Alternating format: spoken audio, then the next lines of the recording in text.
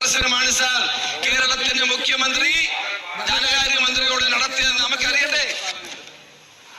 അത് ഗവർണറുടെ സാന്നിധ്യത്തിൽ, ഗവർണർ നല്ല മനുഷ്യനാണ്, പക്ഷെ ഗവർണർക്ക് ഒരു രാഷ്ട്രീയമുണ്ട്.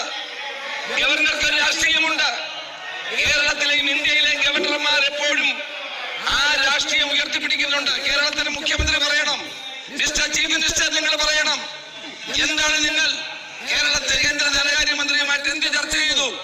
PRDയുടെ ഈ പത്രക്കുറിപ്പിൽ അതില്ല. PRDയുടെ പത്രക്കുറിപ്പിൽ നിങ്ങൾ പറയുന്നില്ല. ധനകാര്യ വകുപ്പിന്റെയും കോർപ്പറേറ്റ് അഫയേഴ്സിന്റെയും മന്ത്രിയായ നിർമ്മല സീതാരാമനുമായി നിങ്ങൾ എന്ത് അനൗദ്യോഗിക ചർച്ചയാണ് നടത്തിയത്? അത് കേരളത്തിലെ ജനങ്ങൾക്ക് അറിയാനുള്ള അവകാശമുണ്ട്.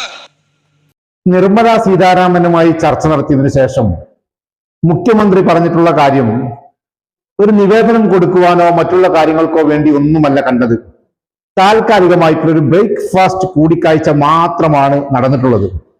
പക്ഷേ കേന്ദ്ര മന്ത്രിസഭയിലെ മൂന്നാമതിരിക്കുന്ന ഒരു മന്ത്രിയോട് അനൗദ്യോഗികമായി ഒരു ചർച്ച നടത്തിയതിനു ശേഷം കേരളത്തിന്റെ മുഖ്യമന്ത്രി ഒരു ചാനൽ മേധാവിയോട് നടത്തിയ അഭിമുഖത്തിൽ കൃത്യമായ ഒരു കാര്യം പറഞ്ഞിട്ടുണ്ട്. മൂന്നാം തവണയും ഞങ്ങൾ അധികാരത്തിൽ വരുമെന്നുള്ളതിൽ യാതൊരു സംശയവും വേണ്ട എന്നുള്ളതാണ്.